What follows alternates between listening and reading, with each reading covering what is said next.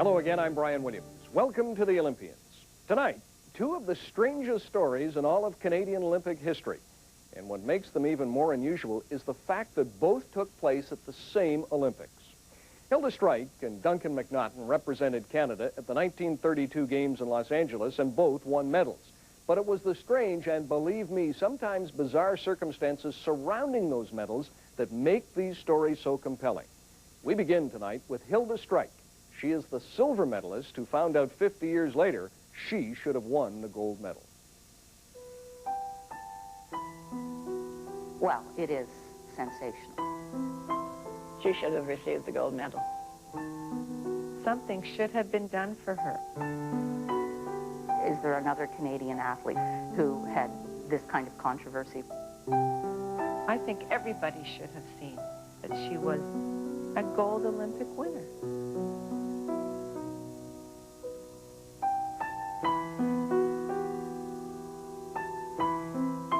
There are so many mementos, so many memories.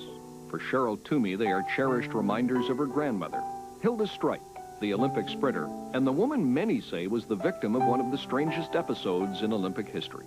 We really didn't understand it. I guess we just didn't understand how something that bizarre could happen. Hilda Strike was an outstanding athlete in her native Montreal. She starred in many sports despite her small stature. If she was 100 pounds when she was running, she must not have been too much over 5'2". Very, very tiny lady. Strong as an ox. You would look at a small woman like that today and wouldn't think they could possibly run the 100 meters because she didn't look powerful at all, and she was tiny. Lynn McCauley, a sports columnist with the Ottawa Citizen, has written extensively about Hilda Strike. And she was known as this really bullet-like little runner that would just explode out of the starting box. And I swear, you wouldn't know it to look at her that she had anything like that in her. But she obviously did.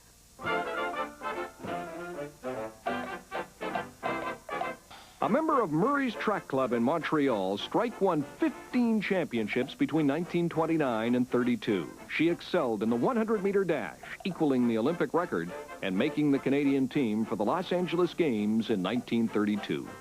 Very easy to get along with. She and I roomed together all the time. Lillian Palmer of Vancouver was a teammate of Strike's in Los Angeles. Very down to earth, not, you'd never know if she had done as well as she had. You know, she wasn't a braggart at all, anything like that. Very, very nice person. The LA Games marked the first time an Olympic village was constructed, but it was for male athletes only. The women were housed in a Los Angeles hotel. But there was one female athlete who didn't stay at this hotel. In fact, Stella Walsh of Poland was rarely seen by the other women. She was always by herself, so Grandma did think that was a little strange, being a woman, that she didn't stay with the rest of the athletes, but she really never gave it another thought. Walsh had been born Stanislawa Wolaszewicz in Poland. Her family moved to the United States when she was quite young, settling in Cleveland. Walsh set numerous track records, including the 100-meter dash.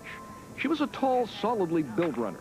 In this newsreel film, an American track official described her powerful technique. Now, as Miss Walsh comes down the straightaway, you will note that she has a very high knee action.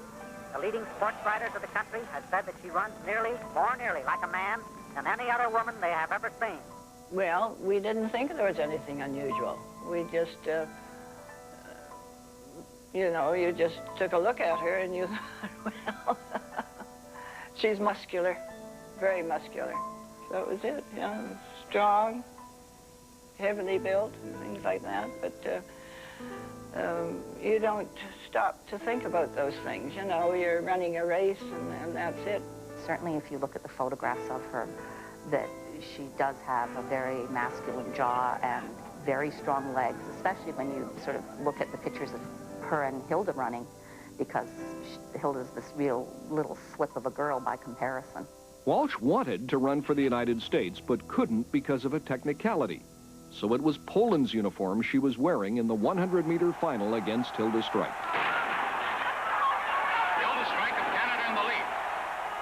She came out, as she always did, extremely strong. And then there was this big burst from Stella, who literally thrust herself at the Stella Walsh, representing Poland, coming up like a cyclone. Win by a half half a yard, equaling her own world's record of 11 9/10 seconds. You can really see that in the photographs of it. You can really see her just lunging for that, and it worked. Grandma didn't feel that she could have done better. She didn't have any regrets. She said that she had felt off the block. She had had a good start. She was confident with it, and she went with it. And yes, I gather she was disappointed when she didn't win the gold, but that was okay, because her start was right where it should be. As they pass the final baton, Hilda Strike of Canada gets off a yard in advance of Wilhelmina von Bremen of the United States. There was a second disappointment for Hilda Strike at the 32 games. Overhauling Hilda, she passes her and wins in the record time of 47 seconds flat. She was a member of the Canadian women's relay team that was narrowly beaten by the United States. Still, Hilda Strike brought home 2 silver medals from Los Angeles, and shortly after those games, her athletic career came to a close. She married, settled in Montreal, and raised a family.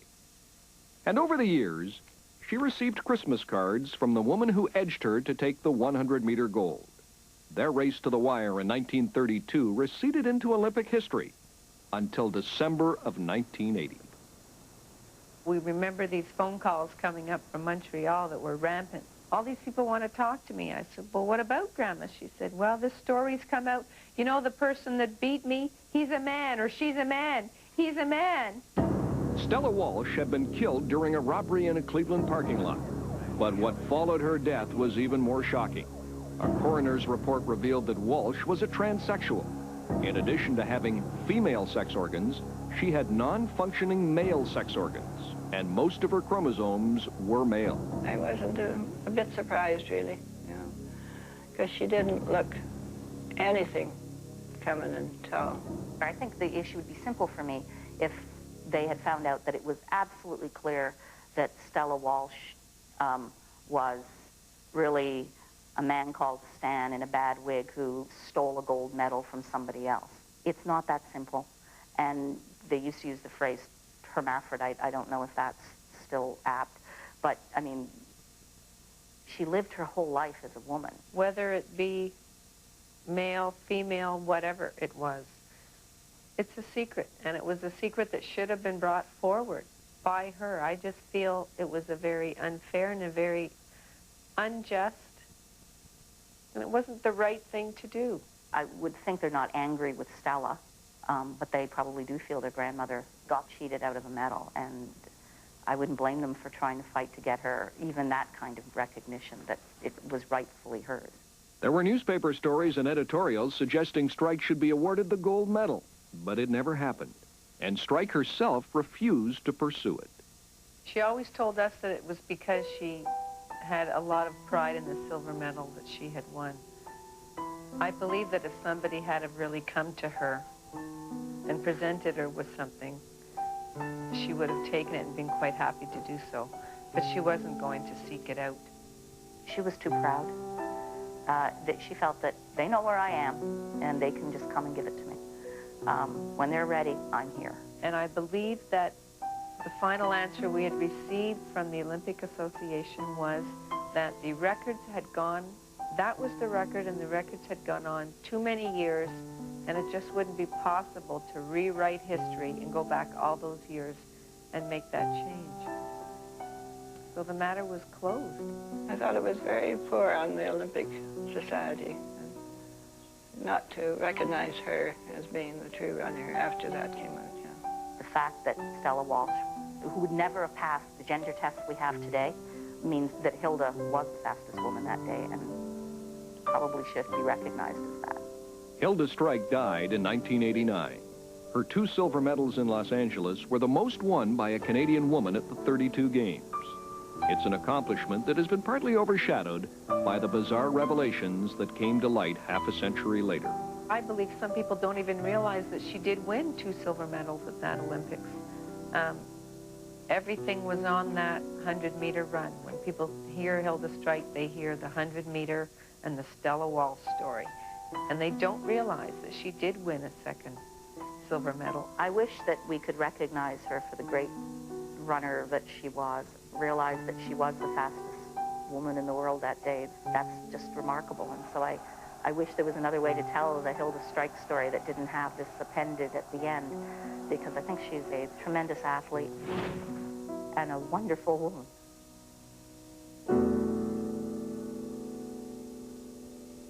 When we return, the story of the gold medalist Canada almost rejected.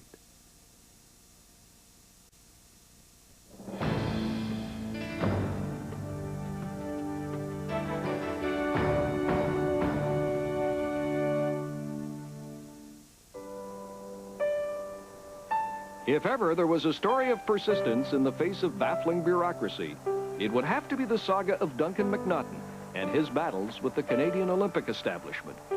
His toughest competition was his own country, if you wish, represented by the Canadian Olympic Association.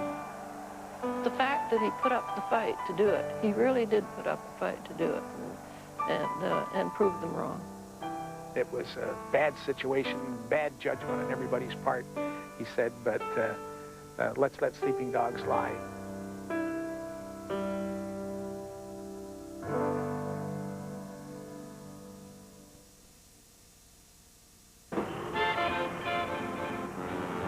Vancouver, British Columbia. Duncan McNaughton moved here as a teenager. And at King Edward High School, he became an all-star athlete. He was very, very versatile. When you look at the broad range of hurdles, javelin, and I have that on record that he has thrown the javelin and the discus and the shot put, broad jump. He could have been a heptathlete, pentathlete, or decathlete of the day.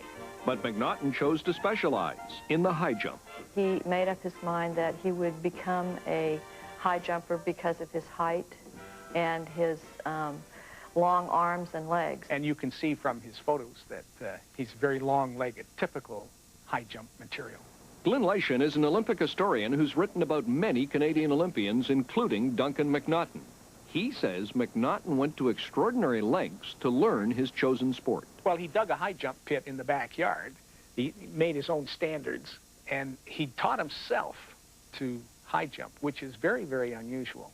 McNaughton taught himself well enough to make the track team at the University of Southern California, where he'd gone to study geology after high school. It was on the USC team that he met a fellow high jumper who would become a lifelong friend.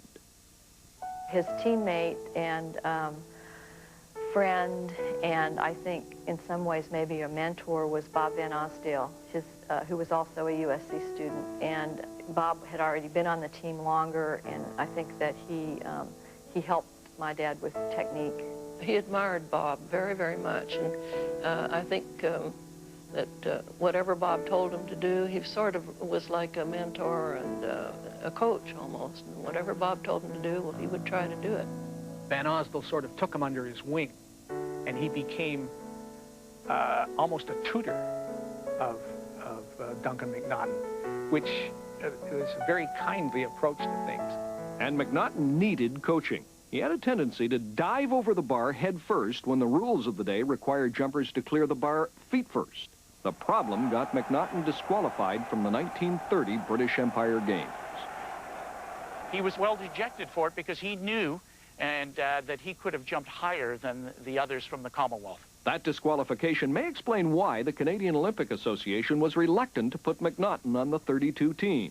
But he persisted, saying he'd cleared the Canadian qualifying height many times in college, and finally the association accepted him. When the 1932 Summer Olympics opened in Los Angeles, Canada was represented by a team of 130 athletes. The Canadian Olympic Association had wanted to send more but couldn't afford it, which is why having Duncan McNaughton on the team seemed so obvious. In addition to being a world-class high jumper, McNaughton had something else going for him. He was already in Los Angeles because of being a student at USC, and it was during the Depression, and the Canadian Olympic Committee did not have unlimited funds, and my father said, well, they took me because I came cheap. And he was already there, and they didn't have to pay his travel expenses, so, you know, that made it easy for them. So a few days before the games opened, McNaughton hopped in his car and drove from USC to the Olympic Village, straight to another confrontation with Canadian Olympic officials. The Olympic Association said, well, you'll have to show us that you can exceed the qualifying height for Canadians. And he said, I'm not going to do it. There are two reasons why. One, I've already proven to you that I can do that several times over. And two, one only has so much spring, and you don't waste it in practice. So he refused to do it, and they said, well, you can't be on the Olympic team. I don't know if they were doing it out of spite or they're doing it out of power. But he took a stand and said, no, I won't jump. I've already shown you what I could do. You name me to the team, here I am, I'm ready to jump. And I believe that he took the right stance. The standoff continued for 3 days until finally the Canadian Olympic Association again backed down and put McNaughton back on the team. They relented, but he didn't find out until the day before the competition, the Saturday before the Sunday competition, that he was actually going to compete in the Olympics. So it was a very stressful week for the man. He had that stick-to-itiveness. Not many people have that, I don't think. Most people say, well, I've done all I can do, and so that's it. But no, that wasn't. There must be more that I can do about this. The high jump competition began early on a hot Sunday afternoon. The starting field of 20 was gradually whittled down to 2 men, Duncan McNaughton and his old teammate from USC, Bob Van Osdol, who was competing for the United States. And almost makes it a fairy tale in nature was that here are 2 teammates, the jumping for the gold medal, and not only that, but 2 personal friends, and one of them coached the other to the heights that they both have achieved.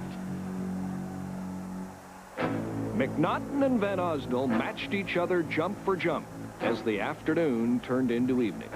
At that time, it had got so intense and so good that the officials had stopped the other events because the crowd had focused its attention on what was happening down there, that this battle was going on between the Canadian and American and 2 teammates and 2 very, very good friends. Eventually, the bar was raised to 6 feet 7 inches. But neither McNaughton nor Van Osdol could clear the height, so the bar was lowered an inch to 6 feet 6. And that's when something extraordinary occurred. Van Osdol missed, went over to Duncan and said, if you get your kick going, you'll be over. A very friendly, supportive gesture. So Duncan took that advice to heart, got his kick going, and got over, and won the gold medal. Oh, I thought it was just wonderful and a true gesture of friendship. I don't think you could get a better manifestation of friendship than to be in such an intense, close competition with such a huge prize waiting for you, to offer advice to the guy who could take it away from you, and did. It was a giving thing to do that, very giving, and Duncan never forgot that. The 1932 Olympics were the finale of Duncan McNaughton's athletic career. And in the jump-off, I was fortunate enough to win the jump. Of course, I feel very happy, as anyone would under these circumstances. When World War II broke out, McNaughton enlisted in the Canadian Air Force. He flew 58 missions and won the Distinguished Flying Cross. After the war, McNaughton went on to a successful career in the petroleum industry. He and Eileen settled in Texas, where they raised a family. Yet he remained a Canadian citizen until his death in 1998.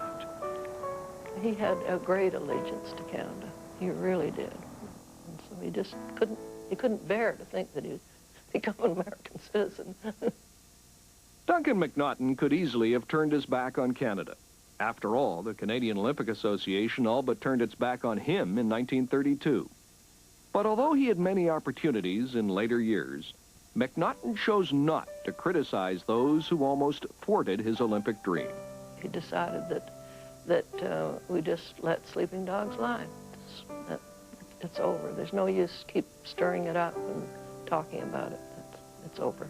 He focused more on the results and the goal more than he would have having had problems getting on the team. Under adversity and under tremendous pressures, he was able to be the best that you can be by winning a gold medal for Canada, one of which we all should be proud. The irony is, here's the man who was almost rejected, almost didn't make it, winning one of 2 gold medals that Canada won in the 32 games. I mean, how better to do it than to say, how wrong could you possibly be than to tell me that I can't make the team, I'm not on it, and in the last minute let me on it, and then I win the gold medal. Perfect.